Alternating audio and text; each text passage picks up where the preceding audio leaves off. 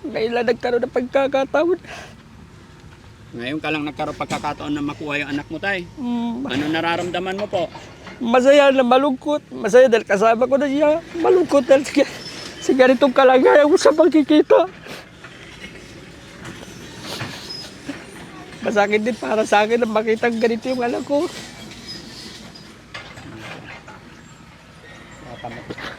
Okay, buhatin natin. Huwag ka matakot na ka.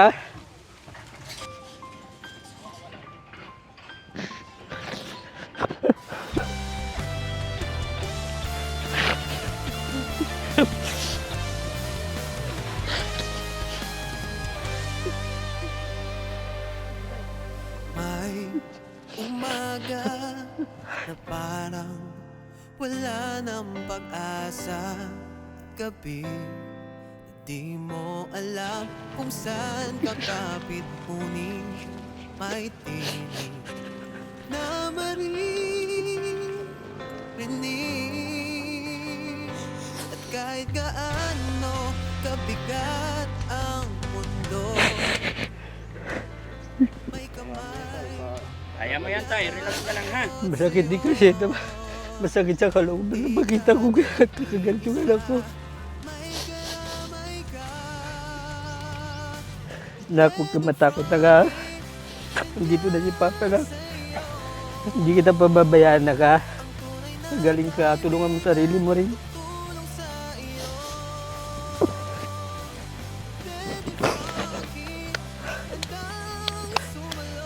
Hindi ka pababayaan ni Papa. Ha? Panatag mo lang sarili mo. Dito na si Papa. Wala naman nanakit sa'yo ngayon kung ano man pinagdaanan mo, ha? Pasensya mo na si Papa na ka. Ngayon lang talaga nagkaroon ng pagkakataon. Ilang beses kita pinaglaban pero wala talaga eh. Hindi kita makuha-kuha. Ba't hindi mo siya makuha, tay, yung mga unang punta mo? Yun nga, gawa nga ng ako lang din mag-isa. Walang aalalay na para pigilan yung nanay. Hanggang sa nagkakaroon na ng sakitan. Kaya ayoko na rin mauwi sa sakitan. Kaya tinitiis ko na lang din. Yun nga, lagi ko sinasabi tulad kanina. Binigay ko siya sa inyo pero pinapabayaan nyo. Tiniis kong ilang taon na hindi kami magkita. Tapos ganitong makikita ko sitwasyon niya. Kaya para sa akin, para sinisisi ko rin sarili ko eh. Bakit po? Na bakit binigay ko pa siya sa kanila. Naawa din kasi ako dahil mag-isa lang din siya. Wala siyang kahit kasamang anak. Kaya binigay ko rin siya na yun nga, hiraman nga kami. Ang kaso ayaw na nila ibigay sa akin. Anong pinahiram mo hindi na binigay? Yung bang usapan namin sa barangay, pwedeng sa kanila, pwedeng sa akin kung saan gusto ng bata. Kaya problema, pag kukunin ko, ayaw nga ibigay. Paglalaban talaga nila ng patayan. Dahil kasi nangyari, may depression na po yung nag-aalaga eh. Kinulong na siya. Kaya nga po, sabi ko nga, masaya ako na nagkaroon ako ng pagkakataon para makuha siya. Opo. Sige, buhatin natin, guys. Sa may sakit, matatanda man o paslit, atid ay pag-ibig, walang kapalit. Pumangon ka, kapatid. Daddy Frankie, nandyan sa'yo. Ang tunay na kaibigan, tutulong sa iyo. Daddy Frankie, nandyan sa'yo. Ang tunay na kaibigan, tutulong sa iyo. Daddy Frankie, hanggang sumalong ng mga luwang di mo na kayang itago. Daddy Frankie, Matakot na nga si Papa to ha. Patawarin mo si Papa kung bakit umabot ka sa sitwasyong ganito. Naka, kang magtanim ng sama ng loob sa akin, naka. Hayaan mo, hindi kita pababayaan ha. Nak, Mayroon na siyang depression, tay. kaya nga ho. Unang kanto po, kanan tayo. Nak, ka na matakot na, dito na si Papa, di kita papabayaan.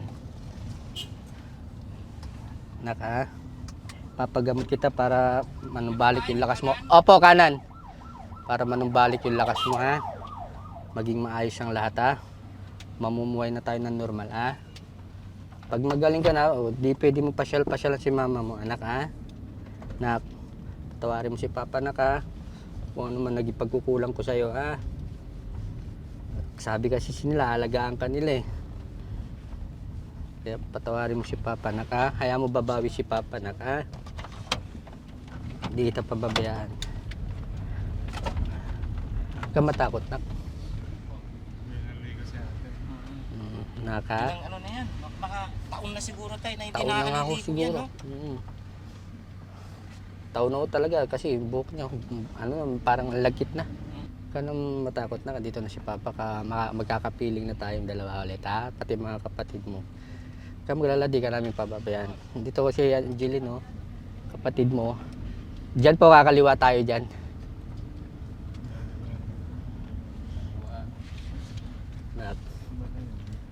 Kamatakot na ka ha? Makakapiling mo na yung dalawang kapatid mo ha? Tagal na kayo hindi nagkita-kita eh. Tingnan mo si Angeline, oh, mas malaki pa sa'yo. Nak, tingnan mo yung paa mo, lagi na lang nakayuko. Hindi na raw naglalakad to eh. Bali-balita doon, parang nalumpo na raw sa kakahiga niya lagi. Kanan. Nak, ka mag-alala na ka ha? Si Papa kasama mo na ha? Wala naman nanakit sa'yo kung ano man pinagdaanan mo dun. Pinoproblema ko naman ho, pagka ano, alam niya rin kasi pumunta rito nun. Baka mag-iskandalo yun. Yung Nanay niya, baka baka magwala-wala rin dito yun. Lalo na walang pipigil. Nak, tingnan mo yung paa mo. Bakit nagkaganyan siya tayo? Alin po? Yung anak niyo? Hindi nga daw po kasi pinapalabas. Kinukulong daw lagi. ano yun, mula pagkabata? Magmula nung ano, kasi nung nakikita pa kami nito, 7 years old siya noon. Tapos yun nga, medyo pag pumupunta-punta ako doon, inaaway ako ng side nila. Kaya minsan, hindi na rin ako nakakapunta. Kasi yun na siguro. Na nababalitaan ko na lang, ganito nga daw. Hindi na, kasi napunta na rin ako ng Bulacan eh. Pero tayo 7 years old, nakakapaglakad pa siya. Opo, normal naman po. Nag-aaral pa nga siya noon eh. Ha? Nag-aaral pa siya nung time na yon. Kaya nga lang daw po nahinto, gawa nga nung pag inaaway siya, itong bata, ang unang nakikipag-away yung nanay. Kaya ngayon, sinabihan po ng teacher niya na pag-away bata, huwag kang makikialam, sabing ganon. Kasi hindi na lang siya po nakapag-aral. Yung status ng nanay naman po niya, nung nasa kanya pa po, hindi pa po ganun kalala. Medyo okay pa naman po. Ang nakikita kong ano naman kasi doon, parang sa overprotective niya, kaaway ng anak niya, siya ang una nakikipag-away.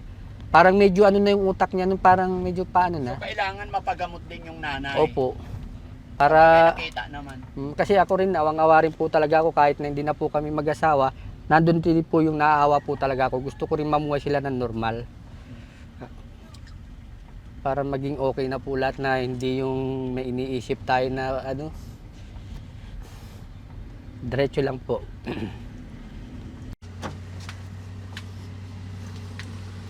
Ay.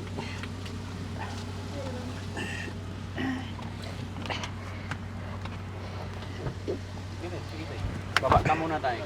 Mababali. Dalawa kayo. Ilalayan ninyo. Tulungan mo muna. Dyan tayo. Urong lang dito. Angat. Angat tayo, angat. Angat. Baba. Okay.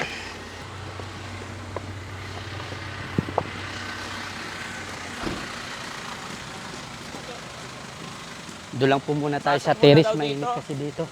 Paano kasi pasuyo ako doon, paano na lang, papark muna yung sasakyan nila. Dito po muna tayo kasi medyo mas malamig dito. Tatay ko po. Dito po muna tayo sa terrace. Ay, magandang gabi. Steve. Dito po muna. Ay, kayo. Nak, dito ka, gusto mo rito para makasandal ka? Ilipat natin dito. Nak. At least medyo maaliwalas dito. Hawakan mo ito. Ito. Hawakan. Yan. Jelen, kuha ka muna ng soft drinks. Hindi na tayo, wag mo kaming isipin. Tayo, wag mo isipin kami. Ang isipin natin yung sa inyo, ha? Okay. Nak. Dito na si Papa, nak, ha? Papagamot kita. Ay, si Membok, nak. Sige lang tayo, hayaan mo lang.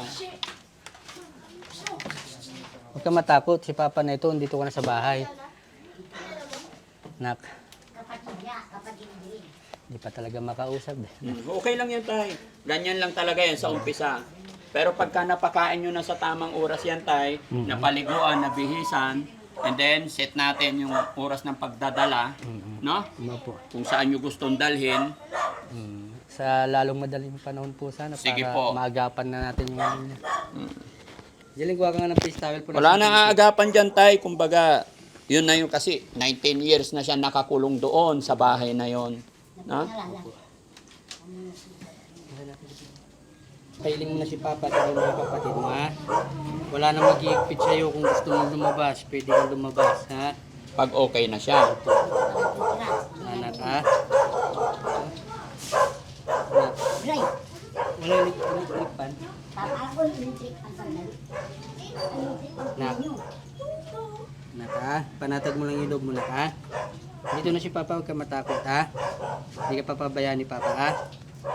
Ganon talaga tay. Unawain mo na kasi nga yung nanay na nag-aalaga, may depression din. Kaya unawain natin, no?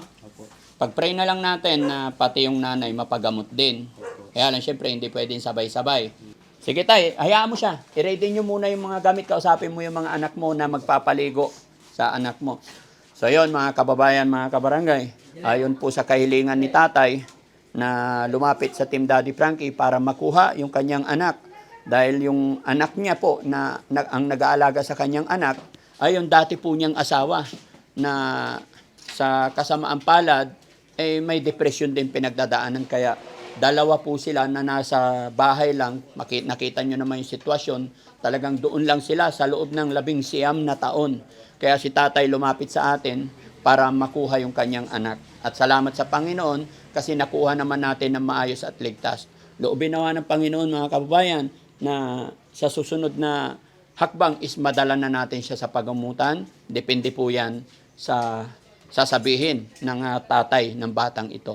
At ayon sa kanya mga kababayan, papaliguan muna daw nila, bibihisan. Kasi kung mapapansin nyo talagang wala nang bihis-bihis, wala nang ligo-ligo, and then marami na siyang alaga sa kanyang ulo. No? Ate, okay ka lang? Hindi talaga siya nakakausap, tapos makikita nyo, yung mga paa niya lumiit na. Pero kaya pa yan, kasi bata pa siya mga kababayan, 19 years old pa lang siya. Parang na-adapt niya yung habit na ng kanyang nanay, no?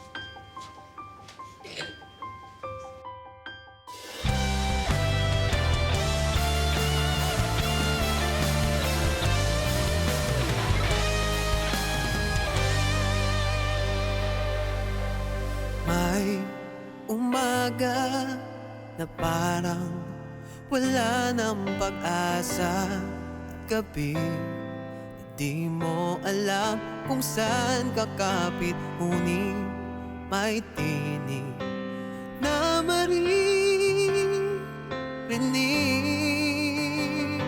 At kahit gaano kabigat ang mundo, may kamay na aabot sa'yo. Di ka nag-iisa, may karamay ka. Daddy Frankie, nandyan sa'yo. Ang tunay na kaibigan, tutulong sa iyo. Daddy Frankie, handang sumalot ng mga luwang di mo na kayang itago. Si Daddy Frankie, kasama mo, tutulong, kaagapay mo. May mga sugat na di nakikita, mga bakas at langit ng kahapong nagdaan. Ngunit may Diyos, may liwanag na darating. At kahit gaano kabigat ang mundo, may kamay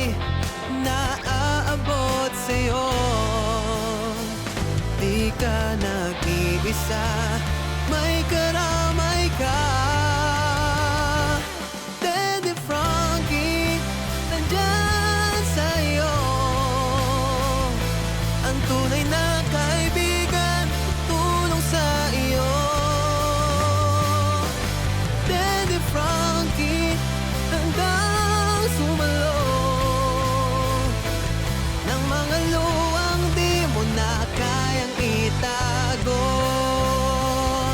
Mapagmahal sa may sakit, matatanda man o paslit, hatid ay pag-ibig, walang kapalit.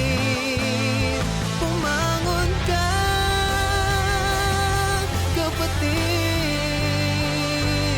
Daddy Frankie, nandyan sa'yo, ang tunay na kaibigan, tutulong sa iyo. Daddy Frankie, nandyan sa'yo, ang tunay na kaibigan, tutulong sa iyo. Daddy Frankie, hanggang sumalo ng mga luwang di mo na kayang itago. Daddy Frankie, nagmamahal sa'yo. Daddy Frankie, tayo na'y tumulong, kaagapay mo. Angela, okay ka lang? Angela, kumusta ang pakiramdam mo?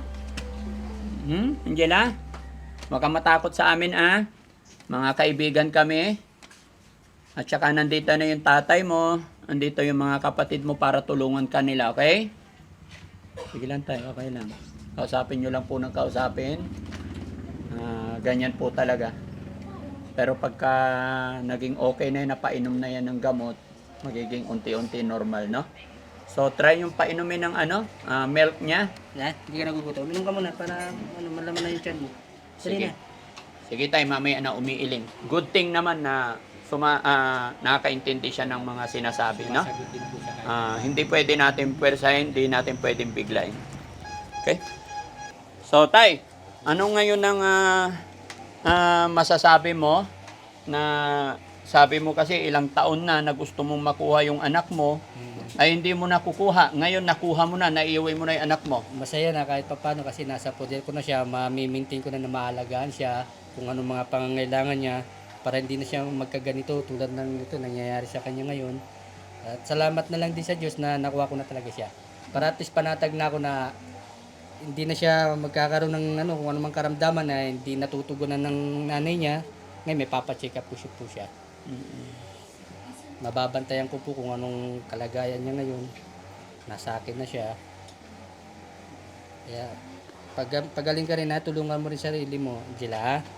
Tay, ano naman ang mensahe mo dun sa nanay niya?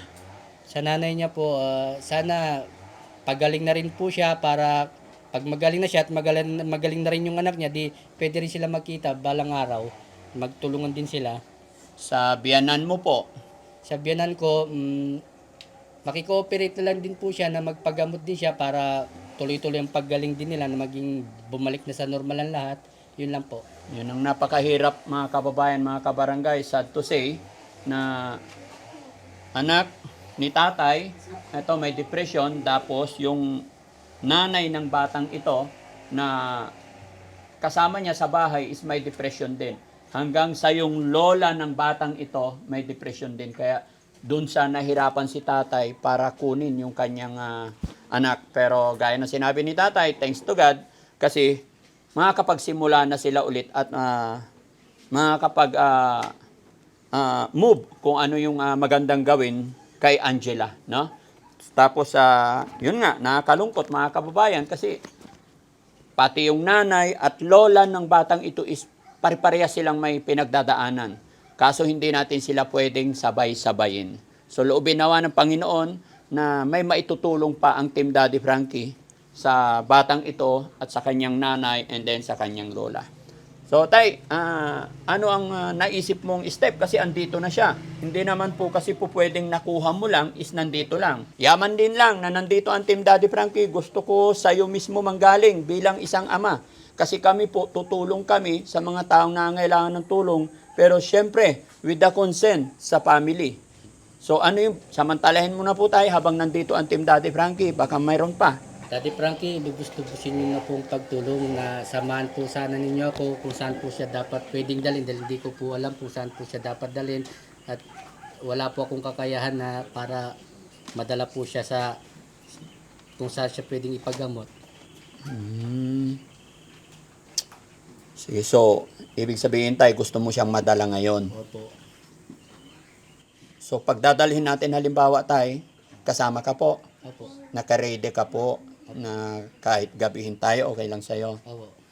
Kasi hindi po biro-biro tayo. Pag dinala natin, pag sinimulan natin, tuloy-tuloy po yan. Ano po? Willing po ako para lang sa anak ko, para lang po gumaling siya. Gaano mo kamahal yung anak mo tayo? Sobra ko pong mahal sila. Kaya nga po napapaiyak ako pag nakikita ko po sila sa sitwasyon ganito. Kanina tayo, nung unang punta natin, nakita mo yung anak mo. Anong una mo naramdaman nung nakita mo yung anak mo nakabalot na lang dun sa higa na hindi tumatayo? Naawa, naiiyak dahil nga parang hayop na nakakulong. Tapos hindi siya, ayaw niya ipakita yung mukha niya. Ilag siya sa tao. Awang-awa rin po ako. Halong pagmamahal at awang nararamdaman bilang isang magulang po. Sige. So yun mga kababayan, mga kabarangay, narinig niyo po yung muling pakiusap po ni tatay. Gusto daw po niya madala sa lalong madaling panahon ay gusto niya madala ang kanyang anak. Yaman din lang po na yun ang misyon ng Team Daddy Frankie, mga kababayan. Sana ipag-pray natin na tuloy-tuloy at matulungan natin lubos itong anak ni tatay ng pamilyang ito. At sana pati yung nanay, pati yung lola ay maisunod din natin, mga kababayan. Hanggat pag-cooperate ang pamilya, tatay, mga kamag-anak, ay madali nating maisagawa yung pagtulong ng Team Daddy Frankie. So mga kababayan, mga kabarangay, maraming salamat na naman po. At eto, nakapagsimula na naman tayo makatulong sa ating mga kababayan, kabarangay. Nawa po hindi po kayo magsawa na sumuporta sa Team Daddy Frankie para sa ganon mas marami pa tayong matutulungan. At syempre mga kababayan, mga kabarangay, ako po ay maglalambing sa inyo sakaling nanonood ka pa sa punto ng bidyong ito. Manlalambing po ako na i-share ang videos natin. Sa pamamagitan po kasi ng pag-share ninyo, pag-heart, ay mas marami pa tayong matutulungan. So, paano tayo? Kain muna kayo tayo. Lunch muna kayo.